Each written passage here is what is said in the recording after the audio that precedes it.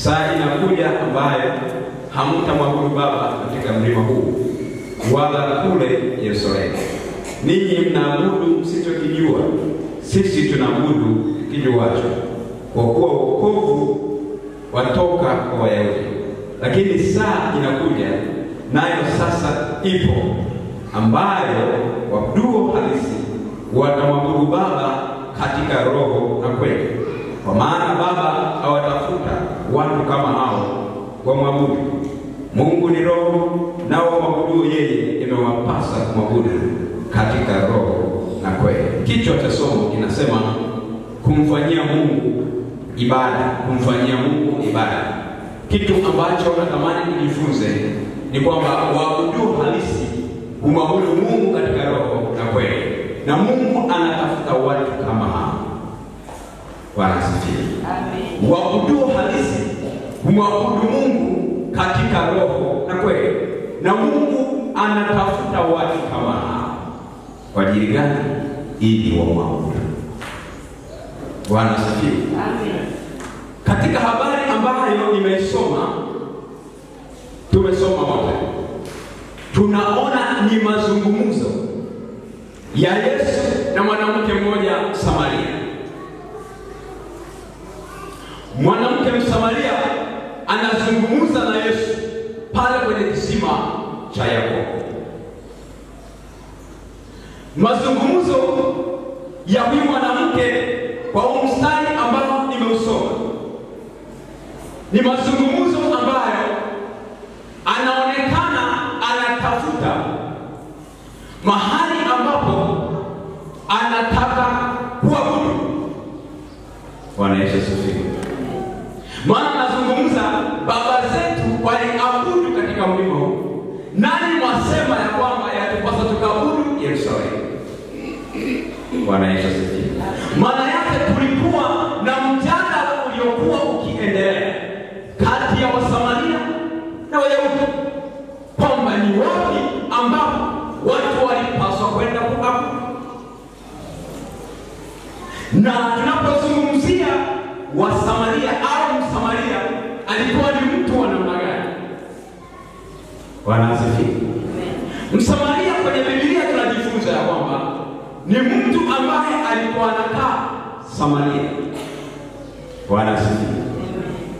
Israeli ilikuwa na ufalme mmoja, lakini baada ya mfalme Sulemani tunaona ufalme wa Israeli unagawanyika, ukawepo ufalme wa kaskazini na ufalme wa kusini. Ufalme wa kaskazini ulikuwa na kabila 10, na ule ufalme wa kusini ulikuwa na kabila 2. Mji mkuu wa ule ufalme wa kaskazini ilikuwa ni Samaria. Bwana Yesu asifiwe. Na katika Agano la Kale watu waliokaa Samaria walikuwa ni Wayahudi kwa asili, lakini baada ya hawa Wayahudi zile kabila 10 zilichukuliwa zikaenda utumwani. Waashuru waliwachukua mateka. Kwa hiyo Samaria ikabaki haina watu wa Kiyahudi kwa asili, walibaki wachache, na hawa Waashuru wakachukua watu wakawaweka kwenye ule mji wa Samaria. Kwa hiyo wakaingiliana na kabila zisizokuwa za Kiyahudi kwa asili. Bwana Yesu asifiwe. Na kizazi ambacho kikatokea pale ndicho kiliitwa Wasamaria. Bwana Yesu asifiwe. Kwa hiyo hawa Wasamaria walikuwa na mahali pao pa kuabudu. Ndio maana yule mwanamke anakutana na Yesu, anamwambia baba zetu waliabudu katika mlima huu. Mlima gani ambao walikuwa wanaenda kuabudia? Bwana Yesu asifiwe. Naomba tusome neno la Mungu kwenye kitabu cha Mwanzo sura ya 12 mstari wa 6 na 7. Tutaona, niweke msingi hapo ili tuone huu mjadala unahusu kitu gani. Mwanzo sura ya 12 mstari wa 6 hadi wa 7, neno la Mungu linasema, Abraham akapita katikati ya nchi mpaka mahali patakatifu pa Shekemu, mpaka Maloni wa More. Na Wakanaani siku zile walikaa katika nchi hiyo. Bwana akamtoa Abraham, akasema, uzao wako itawapa nchi hii. Naye huko akamjengea madhabahu Bwana aliyemtokea. Bwana Yesu asifiwe. Kusoma Kumbukumbu la Torati 11:29 utakutana na kitu cha namna hiyo tena. Kwa hiyo Mungu alimtokea Abraham katika sehemu iliyokuwa inaitwa Shekemu. Na Shekemu kulikuwa na mlima mmoja uliokuwa unaitwa Gerizim. Mlima Gerizim ndipo hapo Abraham alipotokewa na Mungu alijenga madhabahu. Bwana asifiwe. Alijenga madhabahu kwa ajili ya Bwana. Kwa hiyo hawa wa Samaria walitambua madhabahu iliyojengwa na baba yao Ibrahim katika mlima Gerizim. Kwa hiyo walikuwa wakienda kuabudu kwenye ibada zao za kitaifa kwenye mlima ule wa Gerizim. Bwana Yesu asifiwe. Kwa hiyo anapokutana na Yesu anamwambia, baba zetu waliabudu kwenye huo mlima, lakini nyinyi mnasema tukaabudu Yerusalemu. Bwana Yesu asifiwe. Kwa hiyo Yerusalemu yenyewe palikuwa ni mahali ambapo Mungu alimwambia Sulemani ajenge hekalu. Kwa tunafahamu wote kwamba hekalu lilikuwa Yerusalemu katika mlima Sayuni. Bwana Yesu asifiwe. Kwa hiyo Msamaria na Myahudi walikuwa kwenye ugomvi wa kutokuelewana. Myahudi ndiye alikuwa kwa asili ni Mwisraeli, lakini Samaria walikuwa kwa watu ambao wamechangamana. Kwa hiyo waliinua miungu mingine ambayo sio Mungu wakaiweka kwenye hekalu lao waliolijenga kwenye ule mlima. Na walienda kufanya ibada huko. Kwa hiyo shida ambayo huyu mwanamke Msamaria alikuwa nayo, alikuwa anataka kujua ni wapi ambapo atamfanyia Mungu ibada. Bwana Yesu asifiwe. Anataka kujua ni wapi ambapo yampasa akafanya ibada kwa Mungu. Yesu alimjibu. Nenda haraka. Yesu alimjibu. Turudi hapa kwenye Yohana sura ya 4.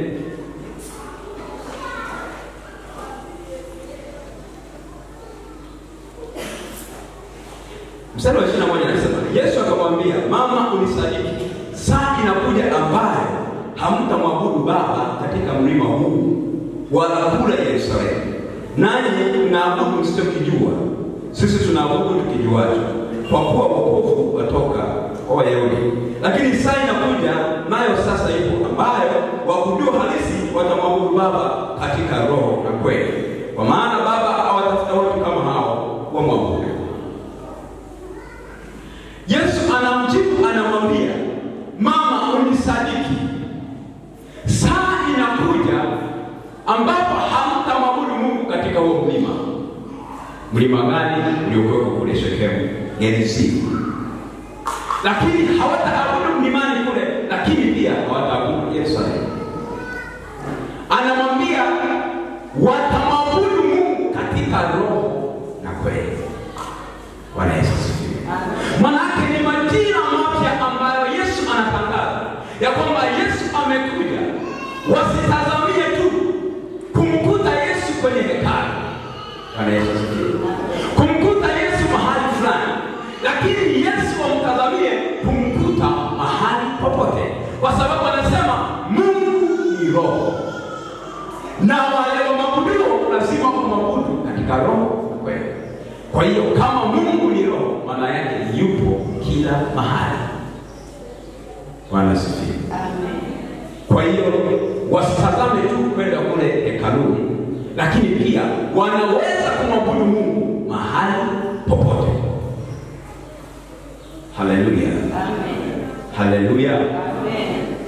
Tuko pamoja watu wa Mungu. Amen. Na maandiko yanazungumza ya kwamba sisi miili yetu ni hekalu la Mungu. Kwa hiyo kama hekalu la Mungu, yatupasa tumwabudu Mungu kutoka ndani ya mioyo yetu. Bwana Yesu asifiwe. Amen. Kwa hiyo ndani tumekutana mahekalu mengi, si ndio? Hii nyumba ni mahali pa kukutania kumwabudu Mungu. Haleluya. Amen. Lakini ndani ya moyo wako ni mahali ambapo Mungu kibinafsi anakuja kuchukua ibada kwenye moyo wako. Bwana Yesu asifiwe. Amen. Ndio maana anajaribu kumwambia yule mwanamke, wamwabudu Mungu kweli, wanaotaka kumwabudu Mungu kweli wanatakiwa wamwabudu katika roho na kweli. Kweli kwa kufuata neno la Mungu linavyotaka, kwa maarifa na ufahamu wa kimungu. Haleluya. Amen. Haleluya. Amen. Kwa hiyo siku ya leo ni siku nzuri sana. Tunaenda kumsifu na kumwabudu Mungu. Lakini angalia mahali ambapo Mungu anakuja kukutana na wewe ili apokee ibada yako. Kwenye moyo wako, kwenye roho yako, kuna nafasi ya huyo Mungu kuja kukutana na wewe. Haleluya. Amen. Huko kwenye roho umemtengenezea Mungu nafasi, mazingira ya yeye kuja kupokea ibada. Ukitengeneza mazingira ndani ya roho yako, Mungu utakapomwabudu utashirikiana na Roho wake Mtakatifu, naye atakuja kupokea ibada ndani ya roho yako. Amen. Kwa hiyo utashangaa unapata utoshelevu wa kimungu, kwa sababu utakuwa pamoja na Mungu ndani ya roho yako. Bwana Yesu asifiwe. Amen. Chukulia mwili wako ni hekalu la Mungu. Na kanuni ya hekalu ilikuwa na sehemu inaitwa patakatifu na patakatifu. Ndipo mahali mmoja alienda kufanya nini? Ibada.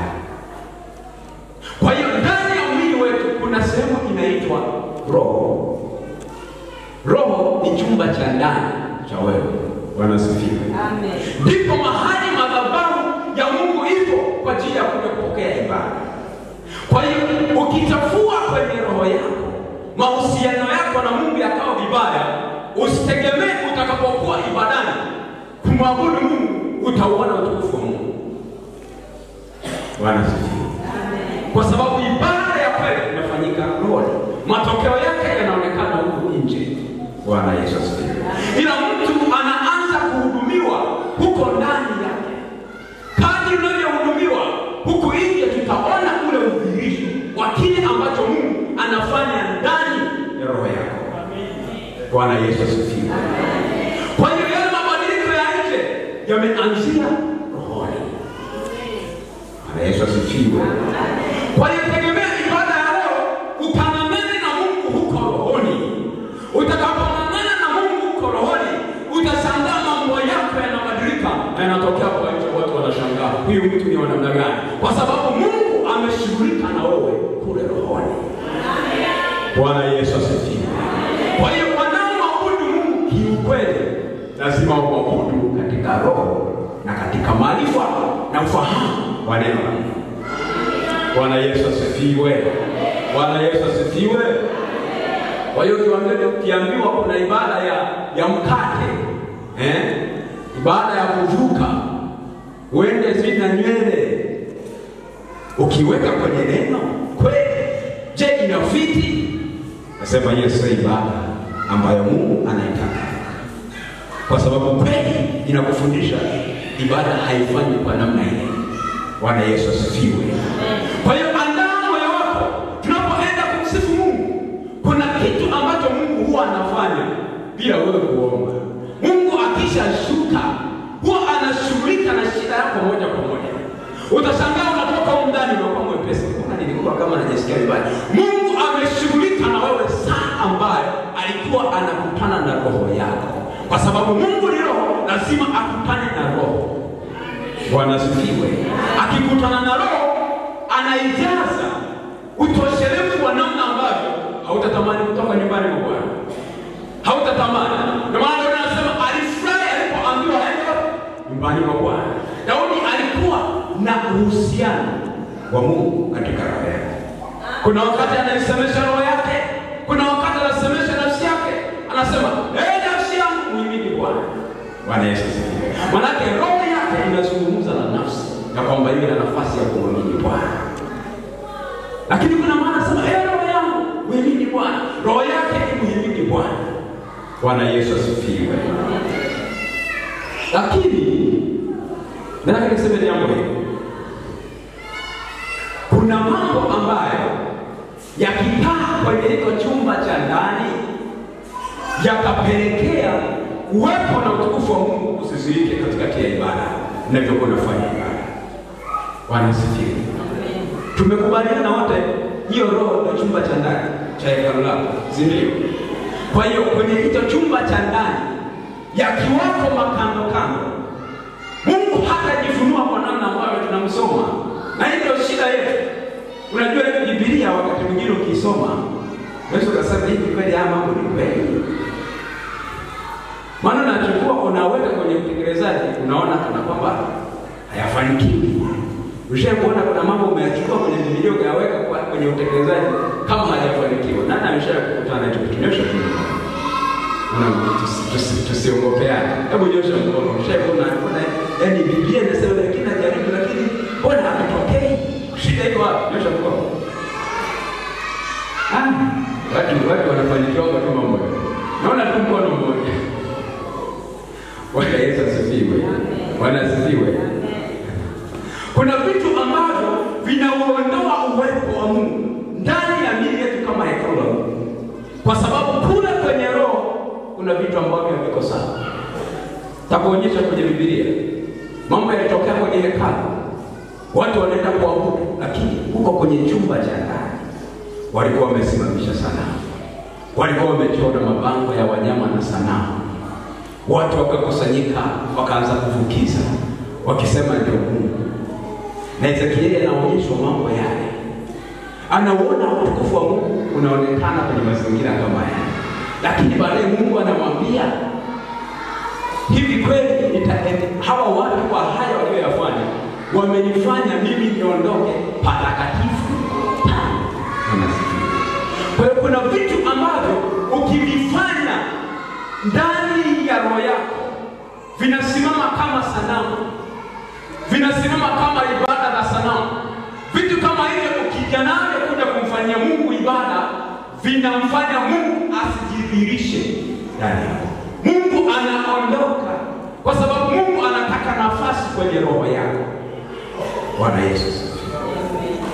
Maana maandiko yanasema mtu akifunguliwa pepo huwa linatoka, lakini huwa linarudi linakuta pale papo safi. Maana yake hajampa nafasi Roho Mtakatifu kuchukua hiyo nafasi, urudi na watu wengine zaidi, na hali ya ule mtu iko mbaya zaidi.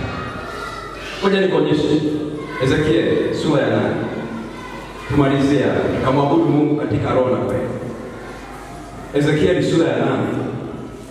Ukisoma hii sura yote inazungumzia uharibifu uliofanyika kwenye hekalu la Mungu.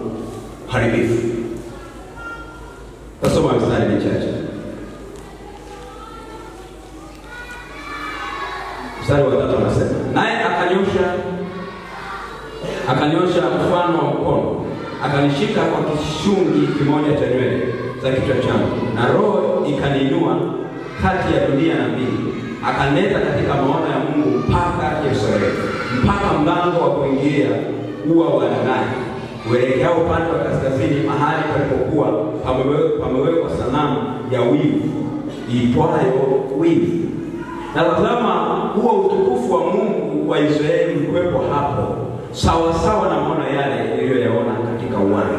Ndipo akaniambia, naam, inua macho yako sasa uangalie upande wa kaskazini. Basi nikainua macho yangu nikaangalia upande wa kaskazini, na tazama, upande wa kaskazini wa mlango ilikuweko sanamu ile ya wivu mahali pale pale pa kuingilia. Akaniambia, mwanadamu, je, unayaona wanayofanya? Yaani haya machukizo makubwa wanayafanya nyumba ya Israeli hapa, hata niende zangu mbali na patakatifu pangu. Lakini utaona tena machukizo makubwa mengine. Utakuta machukizo mengine mstari wa 10, utaona kuna vinyago, kuna sanamu, kuna taswira ya vitu vya ajabu vimewekwa sehemu ya ndani. Bwana Yesu asifiwe. Amen. Yaani hapa ni kwenye hekalu. Ezekiel anachukuliwa, anapelekwa kwenye chumba cha ndani ambapo Mungu alistahili akae. Lakini hawa watu wameweka sanamu na vinyago na michoro mbalimbali wamebandika, wanafanya ibada. Hapo palikuwa hekalu.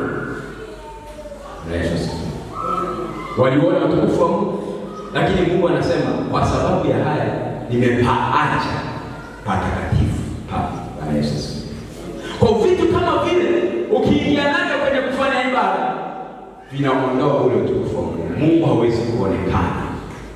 Kwa lazima moyo wako uwe wazi machoni pa Bwana ili uweze kumtolea Mungu ibada yenye maana. Ukiwa wazi moyo wako mbele za Mungu, Mungu anakuhudumia kwa namna ya ajabu sana. Yeye Mungu anayetaka kushirikiana naye katika roho. Wangapi wamenielewa?